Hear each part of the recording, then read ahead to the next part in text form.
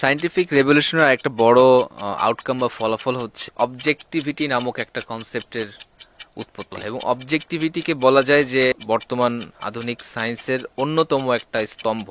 এই দুইটা বিষয়ে ইন্টারকানেক্টেড, অবজেক্টিভিটি এবং র্যাশনালিজম। র্যাশনালিজম বিশ্বাস করে মানুষ যুক্তি বুদ্ধির মাধ্যমে জীবনের মৌলিক সব রহস্যের উদ্ঘাটন করতে সক্ষম যদি মানুষ সিস্টেমেটিক ওয়েতে চেষ্টা করে। নিউটনের পর থেকে আমরা শুধুমাত্র র্যাশনালিজম না, এবং র্যাশনালিজমের সাথে সাথে বলা যায় যে ইম্পেরিসিজম বা ইম্পেরিসিস্ট টেন্ডেন্সিরও আমরা আনাগোনা দেখতে পাই। সায়েন্টিফিক এন্ডেভারের মধ্যে সাধারণভাবে ধর্মের কোনো জায়গা রাখেনি।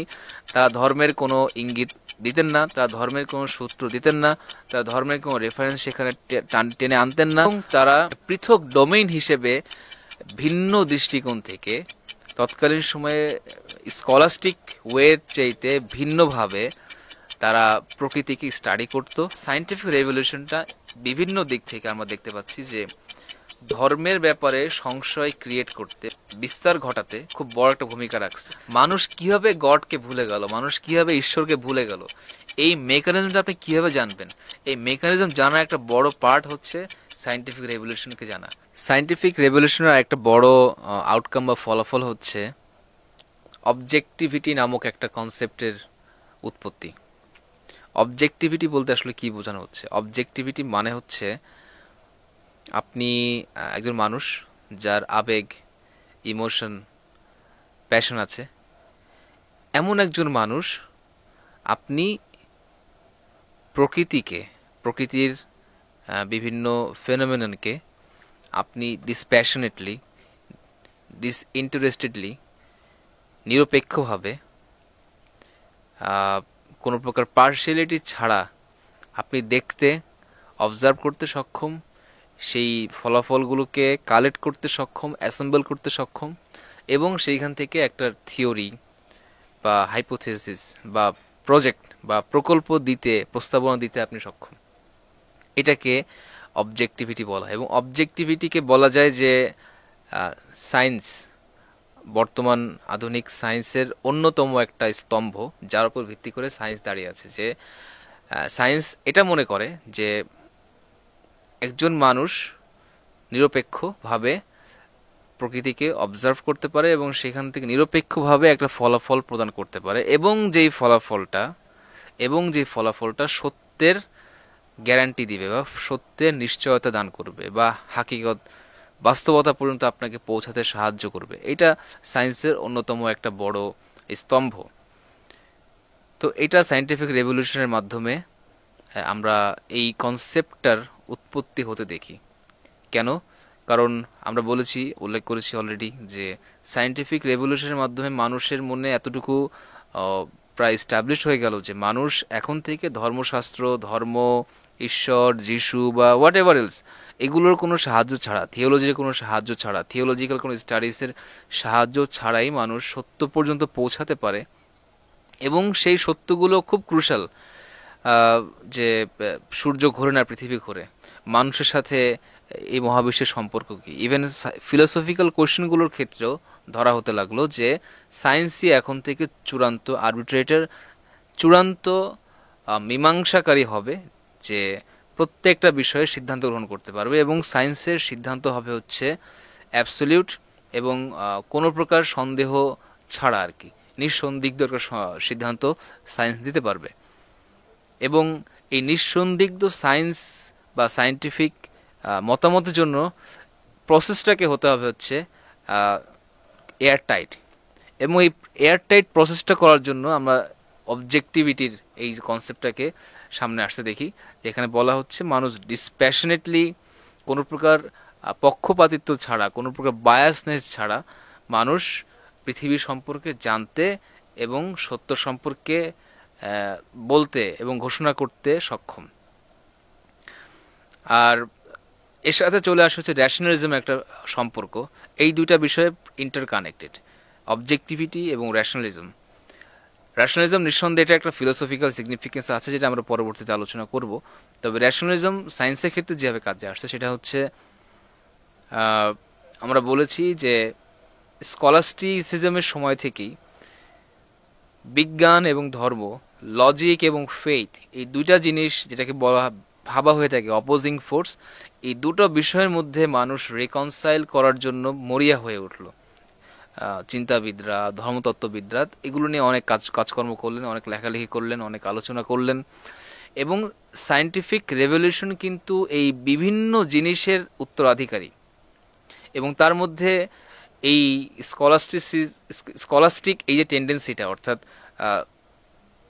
মানুষকে প্রকৃত অর্থে হোমোসেপিয়েন্স মনে করা, যে বুদ্ধি সম্পন্ন একজন প্রাণী, যে প্রাণীর বুদ্ধি, লজিক, রেশনালিটি, রেশিওসিনেশন, এগুলো হচ্ছে মানুষের সিগনেচার স্টাইল। এগুলো হচ্ছে মানুষকে অন্য যে কোনো প্রাণী থেকে ডিস্টিংক্ট করে, এবং যার মাধ্যমে মানুষকে অন্য যে কোনো প্রাণী থেকে আমরা পৃথক, স্বতন্ত্র এবং স্বাতন্ত্র মণ্ডিত বলে ভাবতে পারি। তো লজিক যেহেতু, বা বুদ্ধি, রিজন, রেশনালিটি যেহেতু মানুষের অন্যতম একটা বড় বৈশিষ্ট্য, এই বড় বৈশিষ্ট্যটাকেই মানুষ পৃথিবীর এবং জীবন এবং জগতের মৌলিক সব রহস্যের উদ্ঘাটনে ব্যবহার করবে। এই কারণে মানুষের প্রয়োজন ছিল এই প্রসেসটাকে এয়ার টাইট করার, স্ট্রং করার, যাতে এর মধ্যে কোনো প্রকার ফাটল ধরা সম্ভব না হয়, এবং যার কারণে আমরা অবজেক্টিভিটির কনসেপ্টটাকে উৎপত্তি হতে দেখি আর কি। র্যাশনালিজম বিশ্বাস করে যে মানুষ যুক্তি, বুদ্ধির মাধ্যমে জীবনের মৌলিক সব রহস্যের উদ্ঘাটন করতে সক্ষম, যদি মানুষ সিস্টেমেটিক ওয়েতে চেষ্টা করে, যদি মানুষ পর্যাপ্ত পরিমাণে অবজারভেশন করে। এবং এই র্যাশনালিজমের ক্ষেত্রে বড় একটা ভূমিকা পালন করেছে ম্যাথামেটিক্স। আমরা দেখেছি যে কোপারনিকাস কী হয়, ম্যাথামেটিক্সের মাধ্যমে ওয়ার্ল্ড মডেলকে চেঞ্জ করে ফেললেন, বেসিক্যালি ম্যাথামেটিক্সের মাধ্যমেই, এবং পরবর্তীতে একই বিষয়কে স্ট্রেংথিফাই করলেন গ্যালিলিও একই ম্যাথামেটিক্সের মাধ্যমে। এবং আমরা পরবর্তীতে আলোচনা করব ফিলোসফিক্যাল রেভলিউশনের ব্যাপারে।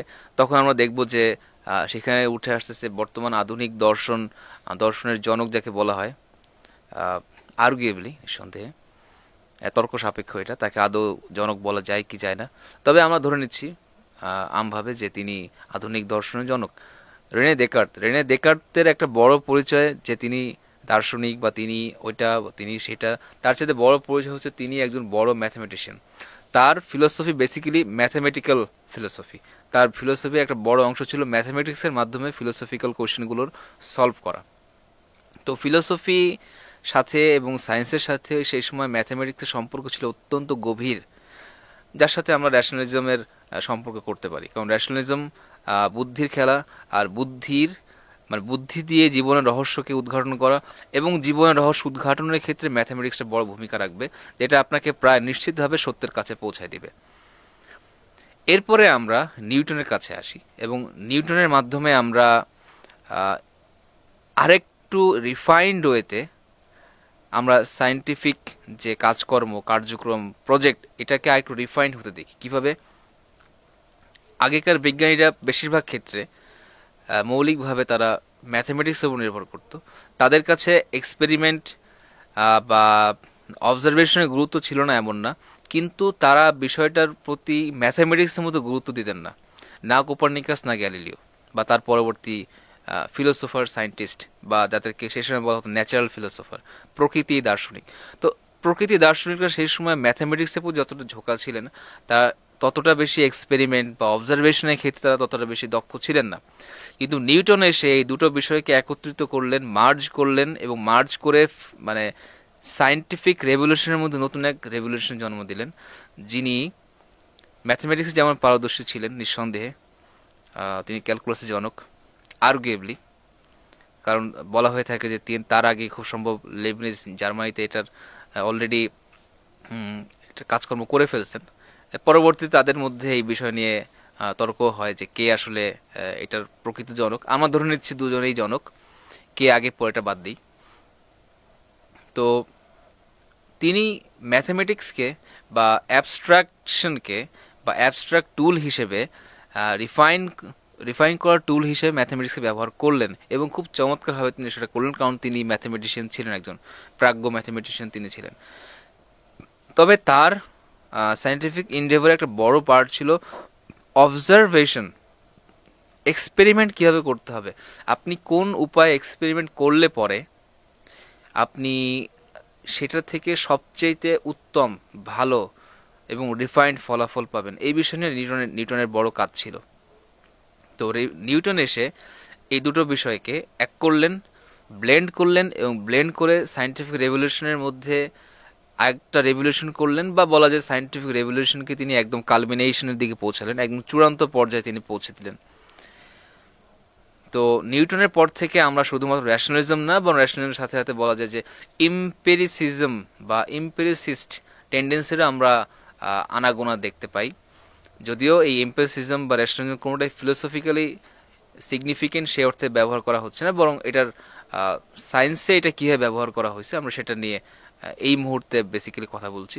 ফিলোসফিক্যাল রেভলিউশনের সময় আমরা র্যাশনালিজম, এম্পিরিসিজম এবং এদের যে ফাউন্ডার এবং তারা কোন কোন ধরনের মতামত দিচ্ছেন আমরা সেগুলো নিয়ে আলোচনা করবো ইনশাআল্লাহ। সায়েন্টিফিক রেভলিউশনের একটা বড় ফলাফল হচ্ছে যে আমরা বলতে পারি না নিঃসন্দেহে, আমভাবে জেনারেলি বলা যায় না যে সকল বিজ্ঞানীরা সেই সময় হচ্ছে ম্যাটেরিয়ালিস্টিক ছিল। তবে এটা ঠিক যে কিছু কিছু বিজ্ঞানী তারা ম্যাটেরিয়ালিস্ট ছিল, এবং বস্তুবাদের প্রচারে বা ধর্মের ব্যাপারে সংশয়ের প্রচারে বা ধর্মের ব্যাপারে এক ধরনের অবিশ্বস্ততা, এটা স্থাপনের ক্ষেত্রে, এটার প্রচার প্রসারের ক্ষেত্রে, এটা বিস্তারের ক্ষেত্রে সায়েন্টিফিক রেভলিউশন একটা বড় ভূমিকা পালন করছে।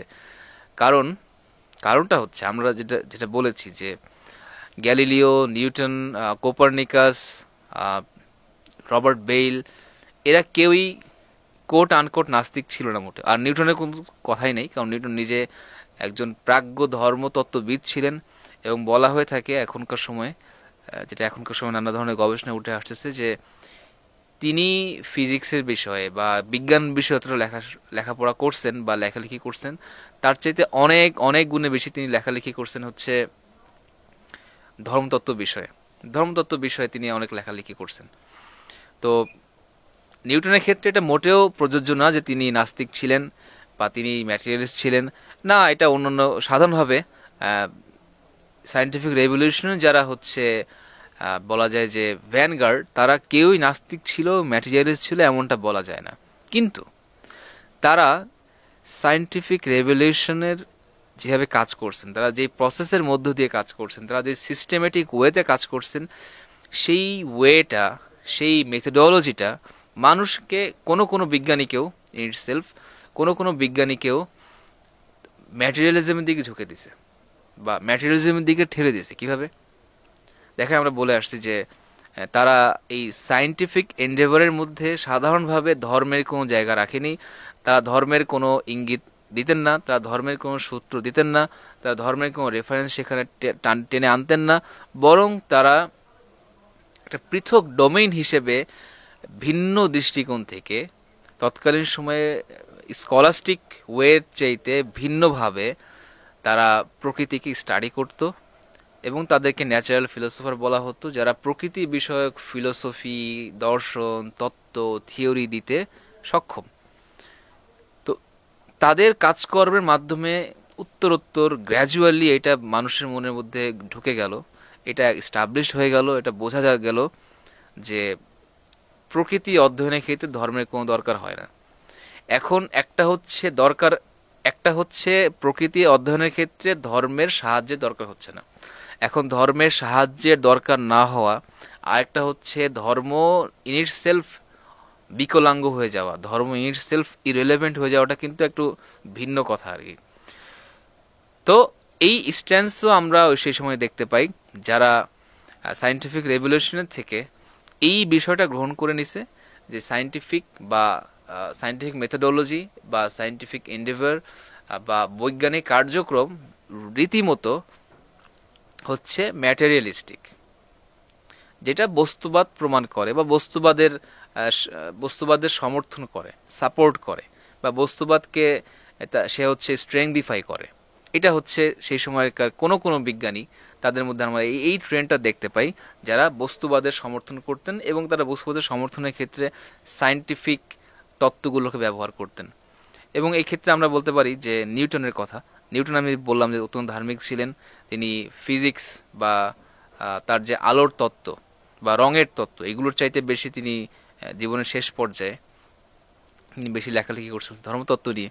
কিন্তু এই ব্যক্তির যে সায়েন্টিফিক তত্ত্বগুলোকে তার জীবন থেকে আলাদা করে আমরা দেখতে পাই ফ্রেঞ্চ রেভলিউশনের সময় বা ফ্রেঞ্চ রেভলিউশনের আগে এগুলোকে ব্যবহার করা হয়েছে ধর্মের বিপরীতে, যেখানে নিউটন মোটেও এগুলোকে কখনোই ধর্মের বিপরীতে পেশ করেননি, কারণ তিনি ছিলেন ধার্মিক, একদম প্রগাঢ় ধার্মিক ছিলেন, এবং তিনি বলছেন যে আমার সকল কার্যক্রম হচ্ছে এই কারণেই করা যাতে আমি পৃথিবীর মধ্যে স্রষ্টার মহত্ব, বড়ত্ব এগুলোকে আবিষ্কার করতে পারি। আর সেই লক্ষ্যে বা সেই লোকের তত্ত্বকে একসময় ব্যবহার করা হয়েছে ধর্মের বিপরীতে, এবং এই কাজটা হয়েছে হচ্ছে নির্দিষ্ট একটা প্রজেক্টকে, এনলাইটেনমেন্ট প্রজেক্টের খাতিরে আর কি, যেটা আমরা নিয়ে পরে আলোচনা করব। তো যাই হোক, সায়েন্টিফিক রেভলিউশনের সময় এবং তার পরবর্তী সময় আমরা দেখতে পাই যে সায়েন্সকে ব্যবহার করা হয়েছে হচ্ছে আপনার ম্যাটেরিয়ালিজমের সাপোর্ট হিসেবে, বা বলা হলো সায়েন্স নিজেই হচ্ছে একটা ম্যাটেরিয়ালিস্টিক কার্যক্রম, যেটা মোটেও ঠিক না। কারণ এখানে বেসিক্যালি হচ্ছে প্যারাডাইমের কথা। এখনকার সময় আমরা এটাকে আরেকটু স্পষ্টভাবে বলতে পারি যে ম্যাটেরিয়ালিজম দুই প্রকারে হয়ে থাকে, একটা হচ্ছে ফিলোসফিক্যাল ম্যাটেরিয়ালিজম, আর একটা হচ্ছে মেথোডোলজিক্যাল ম্যাটেরিয়ালিজম। ফিলোসফিক্যাল ম্যাটেরিয়ালিজম মানে হচ্ছে আপনি বিশ্বাস করেন, আপনি এই ধারণা পোষণ করেন, আপনার ওয়ার্ল্ড ভিউ হচ্ছে এরকম যে পৃথিবীতে আমরা যা দেখি এটাই হচ্ছে শেষ, এর বাইরে অন্য কিচ্ছু হয় না। তো যেহেতু সায়েন্স কাজ করে হচ্ছে প্রকৃতির মধ্যে বা আমাদের জানাশোনা প্রকৃতির মধ্যে, তখন সে ভাবে যে এটা মনে হয় ন্যাচারালিজমকে প্রচার প্রসার করতেছে বা ন্যাচারালিজমকে আসলে শক্তিশালী করতেছে। আসলে তো ব্যাপারটা এমন না। হতে পারে, এটাই সত্য যে প্রকৃতি, আমাদের দেখা প্রকৃতির বাইরে অনেক কিছু আছে যেগুলো নিয়ে এখনো সায়েন্স কাজ করার মতো যোগ্যতায় উপনীত হয়নি, কিন্তু তার মানে তো এই না যে প্রকৃতির বাইরে কিছু নাই। তো এই দুটার মধ্যে ডিস্টিংশন রাখাটা খুব ইম্পর্টেন্ট, যেটা তখনকার অনেকে এটা রাখতে পারেনি, এবং তারা সায়েন্সকে ব্যবহার করছে হচ্ছে ম্যাটেরিয়ালিজমের কাজে আর কি। তো সায়েন্টিফিক রেভলিউশন হয়তো নিজে নিজে না, স্বয়ং যে সে ম্যাটেরিয়ালিজমের জন্ম দিচ্ছে ব্যাপারটা এমন না, কিন্তু কোনো কোনো লোকের মধ্যে সে ম্যাটেরিয়ালিস্টিক টেন্ডেন্সি তৈরি করতে সক্ষম হয়, এবং যার পেছনে সায়েন্টিফিক মেথোডোলজি একটা বড় গুরুত্বপূর্ণ ভূমিকা পালন করছে। কারণ সে কোথাও তার তত্ত্ব প্রমাণে ঈশ্বরকে, যিশুকে, ক্রিশ্চিয়ানিটির কোনো প্যাস্টরকে, কোনো যাজককে, কোনো প্রিস্টকে আনে নেই, তাদের কোনো রেফারেন্স সেখানে ছিল না। তো মানুষের মনে হয়েছে কি, আচ্ছা ঠিক আছে, ধর্ম ছাড়াও মনে হয় হয়, এবং ধর্ম ছাড়া যেহেতু হচ্ছে তার মানে হচ্ছে এতদিন যাবত আমাদের ভুল শেখানো হয়েছে, এবং ধর্ম হচ্ছে অনেকটা ইররেলেভেন্ট। এবং এটার সাথে চলে আসে আরেকটা বিষয় যে ধর্ম ইররেলেভেন্ট হওয়ার সাথে সাথে ঈশ্বরও রীতিমতো অপ্রাসঙ্গিক হয়ে পড়লেন। কিভাবে? দেখেন, সায়েন্স আসলে কি জানতে চাচ্ছিল ওই সময়টায়। আমি বলেছি যে স্কলাস্টিকরাও সায়েন্স চর্চা করত, তারাও বিজ্ঞান চর্চা করত, তারাও ফিজিক্স সম্পর্কে জানতো, তারাও কেমিস্ট্রি সম্পর্কে জানতো, তারাও বায়োলজি সম্পর্কে জানতো।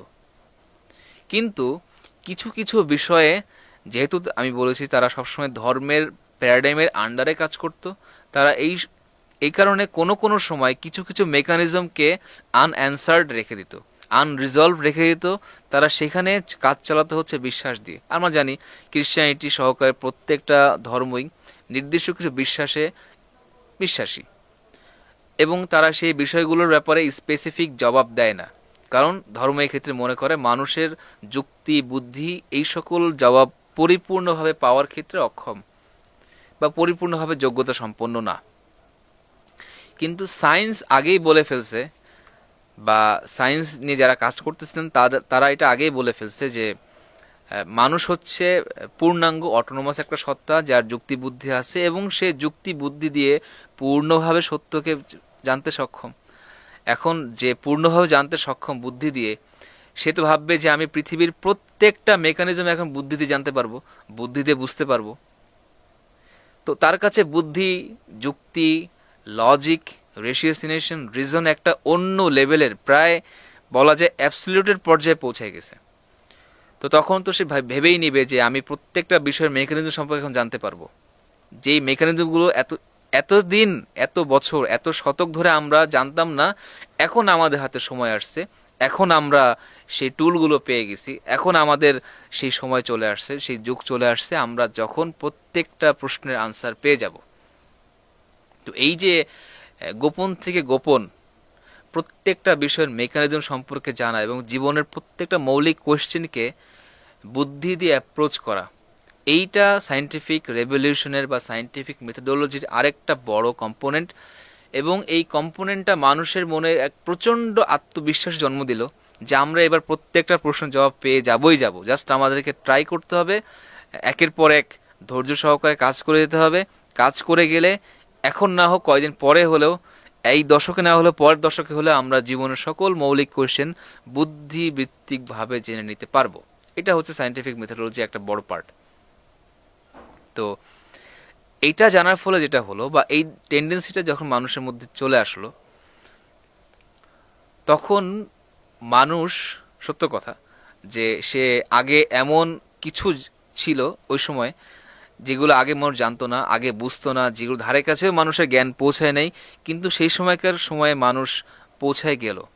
মানুষ জানতে পারলো যে পৃথিবীর বাহিরে আরো অনেক অনেক গ্রহ আছে। মানুষ জানতে পারলো কিভাবে অণুপরমাণু কাজ করে রাফলি। মানুষ জানতে পারলো যে মানুষের ব্রেইন কিভাবে কাজ করে, মানুষের ব্রেইনের সাথে মানুষের নার্ভের কি সম্পর্ক। এরকম অনেক অনেক অনেক তথ্য, রহস্য যেগুলো এতদিন যাবৎ চাপা ছিল, সায়েন্স এসে সেইগুলোকে সব উদ্ঘাটন করা শুরু করলো। কারণ যেটা বললাম, মানুষ মেকানিজম সম্পর্কে জানতে চাচ্ছে, একদম গোপন সকল রহস্য আমার জানতে হবে। এই যে মেকানিজমের সম্পর্কে বা মেকানিজম জানার ব্যাপারে, বুদ্ধিভিত্তিক অ্যাপ্রোচের ব্যাপারে এই যে ট্রিমেন্ডাস একটা কনফিডেন্স, এই কনফিডেন্সটা মানুষের মনে এই ধারণা দিল, যেহেতু আমরা এখন মেকানিজম সব জেনেই যাচ্ছি, তার মানে হচ্ছে ঈশ্বরের কোনো দরকার নেই, অথবা ঈশ্বর এখানে ইররেলেভেন্ট। মানে এতদিন আমরা কি জানতাম যে ঈশ্বর এটা ঘটান, বজ্রপাত কিভাবে হয়, ওই কোনো একটা ফেরেশতা ছিল, উনি হচ্ছে একটা হাতুড়িতে বাড়ি দেয়, তখন যে হচ্ছে বজ্রপাত হয়ে যায়। এখন মানুষ বুঝতে পারছে ব্যাপারটা এরকম না। তো মানুষের এই যে ট্রেমেন্ডাস কনফিডেন্স যে সে পেল, এই কনফিডেন্সের ফলে সে বুঝতে পারলো, বা উত্তর তো তার মধ্যে ধারণাটা প্রতিষ্ঠিত হতে লাগলো যে আমরা যেহেতু এখন সকল মেকানিজম জেনে যাচ্ছি, তার মানে হচ্ছে নাউজুবিল্লাহ, গডের আর কোনো প্রয়োজন নেই, ঈশ্বরের আর কোনো প্রয়োজন নেই। এতদিন যাবৎ আমরা কি জানতাম, প্রত্যেক বিষয়কে আমরা ঈশ্বরের মাধ্যমে ব্যাখ্যা করতাম, যে বজ্রপাত কেন হয়, একজন ফেরেশতা ছিলেন, একজন এঞ্জেল আছেন, তিনি হচ্ছেন হাতুড়ি দিয়ে, সাপোজ হাতুড়ি দিয়ে বাড়ি দেন, সেখান থেকে কারেন্ট তৈরি হয়, আর সেই কারেন্ট যে হচ্ছে ভূমিতে পতিত হয়। এই ধরেন যে একটা মেকানিজম দিয়ে আগে মানুষকে বলা হতো যে এটা হচ্ছে বজ্রপাতের কারণ। এখন মানুষ বুঝে গেছে যে ব্যাপারগুলো এটা হয় এখান থেকে, এটা হচ্ছে ওখান থেকে, এটা হচ্ছে তারপরে যে এটা হচ্ছে। এই যে মেকানিজমটা, এই যে কার্যকরণটা, এই কার্যকারণগুলো যখন মানুষ উত্তরোত্তর জেনে ফেললো, তখন মানুষ বুঝে গেল যে আচ্ছা আচ্ছা ঠিক আছে, এতদিন আমাদেরকে বোকা বানানো হচ্ছিল, এতদিন আমাদেরকে বলা হচ্ছে সবকিছু ঈশ্বর করো, আসলে তো সবকিছু এমনি এমনি হচ্ছে। এমনি এমনি বলতে নির্দিষ্ট কারণে হচ্ছে, এটার ফলে এটার সাথে এটা হচ্ছে, এটার সাথে ওটা হচ্ছে, বিক্রিয়া ঘটতেছে, বিক্রিয়া ঘটার ফলে এইভাবে হচ্ছে। তো এই মেকানিজমের প্রতি ফ্যাসিনেশন এবং রিজনের মাধ্যমে সবকিছুকে অ্যাপ্রোচ করার যে ধারণাটা, কনসেপ্টটা, এটা মানুষের মন, এটা যত বেশি সময় যেতে লাগলো, তত বেশি মানুষের মনে এটা ধাক্কা দিতে লাগলো যে হয়তো ঈশ্বরের আর কোনো প্রয়োজন নেই। তো ঈশ্বরকে জগৎ থেকে, বা জগতের ব্যাখ্যা থেকে, বা জগতের পরিচালনার ক্ষেত্রে, পরিচালনার যে কার্যভার, সেখান থেকে উত্তরোত্তর তাকে যে রিটায়ার করানো, তাকে যে অবসর দেওয়ার যে একটা বলা যায় না একটা প্রজেক্ট, বা এটা কি তারা যে ইন্টারন্যাশনালি ব্যাপারটা করছে ব্যাপারটা এমন না, কিন্তু সামহাও এটা অনেকের মনে গেঁথে গেছে যে ঈশ্বরের এখন রিটার্ন নেওয়ার সময় আসছে, এখন মানুষ সবকিছু জানতে পারে। অথবা কারো কারো মনে এরকম হলো যে আসলে ঈশ্বর বলতে কেউ নেই, এতদিন আমাদেরকে ধোকা দেওয়া হচ্ছিল, আসলে সবকিছু ঘটে হচ্ছে নির্দিষ্ট একটা মেকানিজমের কারণে, আমাদেরকে জাস্ট মেকানিজম জানতে হবে। আগেকার মানুষ কি করতো, মেকানিজম জানতো না এগুলো কিভাবে হচ্ছে। তারা ওই কোনো একটা সত্তা, সর্বশক্তিমান, অলমাইটি, আল্লাহ, ভগবান, ঈশ্বর, এই টাইপের নাম দিয়ে তারা এগুলোকে চালাই দিত। তো সায়েন্টিফিক রেভলিউশনটা বিভিন্ন দিক থেকে আমরা দেখতে পাচ্ছি যে ধর্মের ব্যাপারে সংশয় ক্রিয়েট করতে বা সংশয় বিস্তার ঘটাতে খুব বড় একটা ভূমিকা রাখছে। এখান থেকে চলে আসে আমাদের আরেকটা বিষয়, সেটা হচ্ছে সবাই তো এভাবে বসে থাকবে না।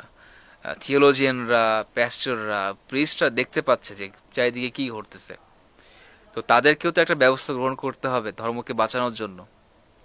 এখন ব্যবস্থা যে গ্রহণ করতে হবে, কিন্তু মানুষ তো আগের মতো এগুলোকে বিশ্বাস করে না। এখন শুধু বাইবেলের একটা রেফারেন্স দিতে মানুষকে আর কনভিন্স করানো যাচ্ছে না, ব্যাপারটা এরকম এরকম। এখন কি করতে হবে, ধর্মতত্ত্ববিদরা ভাবলেন যে আমাদেরকে রিভাইজ করতে হবে কিছু কিছু বিষয়। গোটা ধর্মকে দেখার যে নজরিয়াটা, আউটলুকটা, এটা আমাদেরকে এখন একটু রিভাইজ করতে হবে। এই রিভিশন প্রক্রিয়ার ক্ষেত্রে আমরা দেখতে পাই নতুন এক মুভমেন্টের, যেই মুভমেন্টের নাম হচ্ছে হিস্টোরিক্যাল ক্রিটিক্যাল মেথড বা HCM, যেটাকে আমরা টেক্সচুয়াল অ্যানালাইসিস বলতে পারি। এই টেক্সচুয়াল অ্যানালিসিসের ক্ষেত্রে যেটা হতো যে এখন ধর্মীয় টেক্সট বা রিলিজিয়াস টেক্সটের ভেতরে যে বোঝা হতো বা বোঝা ট্রাই করা হতো যে আসলে এই টেক্সটগুলো কি বলতে চায়। এতদিন যাবত আমাদেরকে যে টেক্সটগুলো শেখানো হচ্ছিল, বা এতদিন যাবত আমাদেরকে এই টেক্সটগুলোর যে অর্থ শেখানো হচ্ছিল, বোঝানো হচ্ছিল, সেই টেক্সটের সেই অর্থই কি ঠিক, নাকি এর বাহিরেও কোনো অর্থ আছে। তো ধর্মকে নতুনভাবে দেখার এবং ধর্মকে নতুনভাবে বোঝার একটা যে বোঝাপড়ার জায়গাটা, এখান থেকে আমরা দেখতে পাই হিস্ট্রিক্যাল ক্রিটিক্যাল মেথড বা HCM এর জন্ম হতে। এবং এই HCM এর জন্ম গোটাটুকুই সায়েন্টিফিক রেভলিউশনের ফল, অন্য কিছুর ফল না। মানে এটা অর্গানিক্যালি এমন না যে সায়েন্টিফিক রেভলিউশন ছাড়া অন্য কোনো ফ্যাক্টরের কারণে বা অন্য কোনো ইন্টারনাল অর্গানিক কোনো ফ্যাক্টরের কারণে তাদের কাছে মনে হয়েছে যে আচ্ছা ধর্মত্ব ব্যাপারগুলো এর চাইতেও ভিন্নভাবে বোঝা যেতে পারে। তো এই রিভিশনের বিষয়গুলো সাধারণভাবে কোন ধর্মের থেকে অর্গানিক্যালি বেড়ে ওঠে না, এগুলো এক্সটার্নাল কোনো ফোর্সের কারণে মানুষ বাধ্য হয় যে এগুলো থেকে বের হয়ে এসে ধর্মকে বোঝার জন্য। তো HCM এর জন্মটা গোটাটুকুই সায়েন্টিফিক রেভলিউশনের ফল। যে সায়েন্স যখন আমাদেরকে জগৎ দেখার ভিন্ন আউটলুক বাতলে দিচ্ছে, তখন থিওলজিনরা বাধ্য হচ্ছেন যে এইবার আমাদেরকে ধর্মের এই জগৎ ব্যাখ্যার যে নতুন সিস্টেম, এইটাকে ইন্টিগ্রেট করে আমাদেরকে ধর্ম ব্যাখ্যার ক্ষেত্রে নতুন এক ধরনের বোঝাপড়ার দিকে যেতে হবে আর কি। তো সায়েন্টিফিক রেভলিউশনে যদি আমরা একটু সাম আপ করতে চাই যে কি কি আউটকাম সে নিয়ে আসলো, প্রথমে হচ্ছে সায়েন্টিফিক মেথোডোলজির ডমিনেন্স। মানুষের মনে এটা একদম সুদৃঢ়ভাবে গেঁথে গেল যে এখন থেকে সত্য খোঁজার জন্য আর ধর্মের দিকে তাকানোর প্রয়োজন নেই। এখন মানুষ ডিসপ্যাশনেটলি প্রকৃতির অধ্যয়নের মাধ্যমে, স্টাডি করার মাধ্যমে সত্য সম্পর্কে জানতে পারে। এই সত্য জানার মেথড হবে হচ্ছে বা মাধ্যম হবে হচ্ছে, মূল ভিত্তি হবে হচ্ছে মানুষের রিজন বা রেশনালিটি।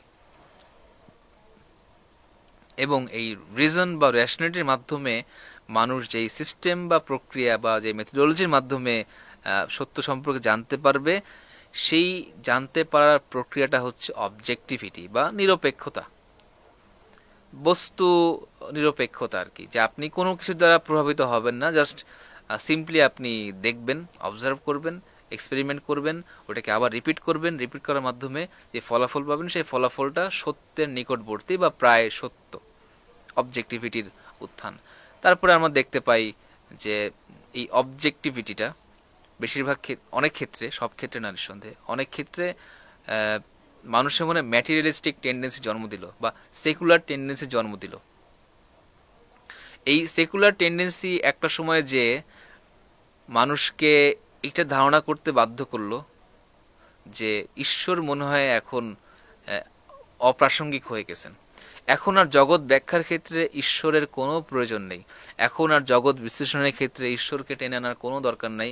এখন যেহেতু মানুষ অটোনোমাস, এখন যেহেতু মানুষ বিজ্ঞান দ্বারা ইকুইপড, এখন মানুষের হাতে যেহেতু বিজ্ঞানের অস্ত্র আছে, তার মানে এখন মানুষ ইচ্ছা করলেই প্রকৃতির সকল রহস্য, মৌলিক কোয়েশ্চেন, এরপর হচ্ছে সকল অবগুণ্ঠিত যত সব রহস্যের দ্বার, মানুষ এখন সায়েন্সের মাধ্যমে সেগুলোকে খুলে জানতে পারে সেগুলো সম্পর্কে। এবং সায়েন্টিফিক রেভলিউশন আরেকটা যে কাজটা করলো সেটা হচ্ছে ধর্ম ব্যাখ্যার ক্ষেত্রে নতুন এক মেথডের জন্ম দিল, যেটাকে আমরা বলেছি হিস্টোরিক্যাল ক্রিটিক্যাল মেথড বা HCM। এখন সায়েন্টিফিক রেভলিউশন এই শেষের পর্যায়ে এসে আমি একটা কথা বলতে চাই যে আমাদের অনেকের মনেই এক ধরনের ইয়ে আছে যে আমরা সব কিছুকে আসলে রাজনীতি, অর্থনীতি, পলিটিক্স এগুলোর মাধ্যমে ব্যাখ্যা করার চেষ্টা করি। সায়েন্টিফিক রেভলিউশনের মধ্যেও দেখবেন যারা সায়েন্টিফিক রেভলিউশনকে রেভলিউশন বলতে চান না, তারা রেভলিউশন এই বিষয়টাকে রেভলিউশন বলতে নারাজ। তারা বলার চেষ্টা করেন যে সায়েন্টিফিক রেভলিউশনটা বেসিক্যালি হচ্ছে তৎকালীন সময়ের কলোনিয়ালিজমের বিস্তৃতি, এরপর হয় তৎকালীন সময় বিভিন্ন রাজনৈতিক, অর্থনৈতিক, সামাজিক বিভিন্ন ফ্যাক্টরের একটা ব্লেন্ড, এবং এই ব্লেন্ড থেকে মানুষ আস্তে আস্তে বিভিন্ন আবিষ্কার করতে শুরু করছে, যেখান থেকে পরবর্তীকালে ওয়েস্টের ইতিহাস ভিন্নভাবে প্রোগ্রেস করছে আর কি। কিন্তু একটা কথা বুঝে রাখা দরকার যে আমরা পরবর্তীতে যত আলোচনা করব সায়েন্টিফিক রেভলিউশনের পরে, দেখেন সায়েন্টিফিক রেভলিউশন এমন একটা ফেজ পশ্চিমের ইতিহাসের যেখানে আপনি পশ্চিম ইতিহাসকে দুইটা ভাগে ভাগ করতে পারেন। একটা হচ্ছে সায়েন্টিফিক রেভলিউশনের আগে, আর একটা হচ্ছে সায়েন্টিফিক রেভলিউশনের পরে। আমার কাছে ব্যাপারটা এমনই মনে হয় যে সায়েন্টিফিক রেভলিউশন এমনই একটা ইয়ার্ড স্টিক, এমন একটা ফেজ যেটাকে, যার পরে আপনি আর কখনোই কোনো চিন্তাকেই সায়েন্স থেকে বাদ দিতে পারবেন না। এই সায়েন্টিফিক রেভলিউশনের যে আউটকাম, ফলাফল, মানে নেগেটিভলি এবং পজিটিভলি দুইভাবেই, আপনি কখনোই সায়েন্টিফিক রেভলিউশনের পরে আর কোনো কিছুকেই, ইভেন পলিটিক্যাল থট পর্যন্ত, আপনি সায়েন্টিফিক রেভলিউশন থেকে আলাদা করে দেখতে পারবেন না, ডিটাচ করে দেখতে পারবেন না। তো সায়েন্টিফিক রেভলিউশন খুবই ইম্পর্ট্যান্ট একটা চ্যাপ্টার ওয়েস্টের ইতিহাসের। এবং সায়েন্টিফিক রেভলিউশন তার পরবর্তী ফিলোসফিকে এত ট্রেমেন্ডাসলি প্রভাবিত করছে যেগুলো আসলে মানে বর্ণনা করতে গেলে আসলে বিরাট বিরাট বইয়ের প্রয়োজন। তো মূল কথা হচ্ছে যে আমরা যদি নিরপেক্ষভাবে দেখি তাহলে দেখব যে ক্যাপিটালিজম, লিবারালিজম, পরবর্তী এনলাইটেনমেন্ট, ডেমোক্রেসি থেকে শুরু করে এমন অনেক অনেক অনেক তত্ত্বের মূল ভিত্তি হচ্ছে সায়েন্টিফিক রেভলিউশন। ইন সেলফ রেভলিউশনটা না, সায়েন্টিফিক রেভলিউশন যেই ধরনের এপিস্টেমোলজি দান করছে, যেই ধরনের আউটলুক মানুষকে দিছে, এই আউটলুকটা গোটা ওয়েস্টের ইতিহাসকে চেঞ্জ করে ফেলছে।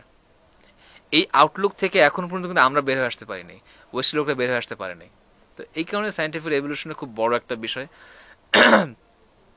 আমরা এখান থেকে যা যা আউটকামগুলো দেখতে পেলাম, আমরা দেখতে পাবো যে ওয়েস্টের পরবর্তী ইতিহাসগুলোতে কিভাবে পজিটিভলি এবং নেগেটিভলি মানুষ বেসিক্যালি সায়েন্টিফিক রেভলিউশনের এই বড় বড় আউটকামগুলোর মধ্যে বেসিক্যালি ঘূর্ণিপাক খাচ্ছে আর কি, ঘুরপাক খাচ্ছে।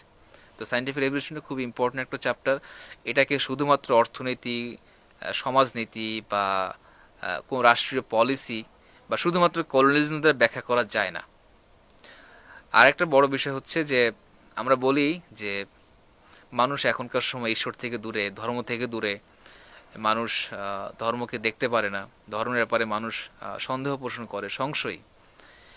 এখন একটা হচ্ছে আপনি জান, আপনি বুঝবেন যে কি হয় মানুষ মানে মানুষ কেন সংশয়ী।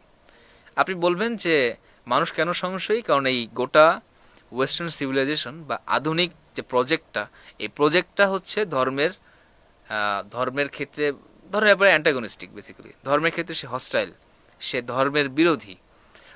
কিন্তু মানুষ এই মানে একটা হচ্ছে আমরা বললাম যে মানুষ ঈশ্বরকে ভুলে গেছে।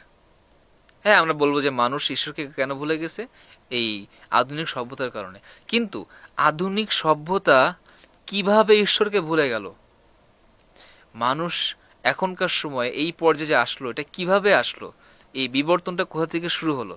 মানুষ মানে মানুষের একটা বেসিক চাহিদা হচ্ছে যে মানুষ এমন কোনো সত্তাকে খুঁজবে, এমন কোনো একজন বিইংকে খুঁজবে যে তার চাইতে অনেক উপরে, যেটাকে আমরা ট্রান্সেন্ডেন্টাল বিইং বলি বা তুরীয় সত্তা, যাকে সে রহস্যের মধ্যে রাখতে পারবে, যাকে সে সম্পূর্ণ বুঝতে পারবে না, কিন্তু তাকে বোঝার জন্য মানুষ প্রচন্ড পরিমাণে আগ্রহী হবে। এই ধরনের একটা সত্তা মানুষের জন্য খুব প্রয়োজন। এটা মানুষের সাইকোলজিক্যাল নিডের মধ্যে একটা বড় একটা নিড, যে মানুষ চায় এমন কোনো সত্তার সাথে জড়িত থাকতে, যুক্ত থাকতে, সংযুক্ত থাকতে। তো মানুষ এখনকার সময় কিন্তু এগুলো থেকে দূরে, মানে যেই কাজগুলো আগে ধর্ম করত সেই কাজগুলো তাদের জন্য এখন করতেছে সেলিব্রিটি, তাদের তাদের জন্য এই কাজগুলো হয়তো করতেছে রাজনীতিবিদ, তাদের জন্য কাজগুলো হয়তো করতেছে মাল্টি বিলিয়ন ডলারের যে ইন্ডাস্ট্রিগুলো সেইগুলো করতেছে। মানে মানুষ সবসময় কোনো না কোনো বিষয়কে আশ্রয় করে বাঁচতে চায়, কিন্তু সেই আশ্রয়টা এখন আর ধর্ম না, ঈশ্বর না, আল্লাহ না, ভগবান না, ট্রান্সেন্ডেন্টাল কোনো বিং না, বরং এটা অন্য কিছু। কিন্তু মানুষ কিভাবে গডকে ভুলে গেল, মানুষ কিভাবে ঈশ্বরকে ভুলে গেল, এই মেকানিজমটা আপনি কিভাবে জানবেন? এই মেকানিজম জানার একটা বড় পার্ট হচ্ছে সায়েন্টিফিক রেভলিউশনকে জানা বা সায়েন্টিফিক মেথোডোলজি সম্পর্কে জানা। কারণ যেটা বললাম যে সায়েন্টিফিক রেভলিউশন হচ্ছে এমন একটা জিনিস যেটার মানে ওয়েস্টের ইতিহাস দুইভাবে লেখা যায়, একটা হচ্ছে সায়েন্টিফিক রেভলিউশন আগে, একটা হচ্ছে সায়েন্টিফিক রেভলিউশনের পরে। সায়েন্টিফিক রেভলিউশনের পরে জমানাটা হচ্ছে সেই জমানা যেখান থেকে আপনি বলতে পারেন এখন মানুষ ঈশ্বরকে ভুলতে শুরু করছে, যার চূড়ান্ত ফলাফল আমরা এখন ভোগ করতেছি বা আমরা এখনকার সময় দেখতে পাচ্ছি যে মানুষ কিভাবে কত কত উপায়ে ঈশ্বরকে ভুলে যাচ্ছে বা ধর্ম থেকে প্রতিনিয়ত দূরে সরে যাচ্ছে।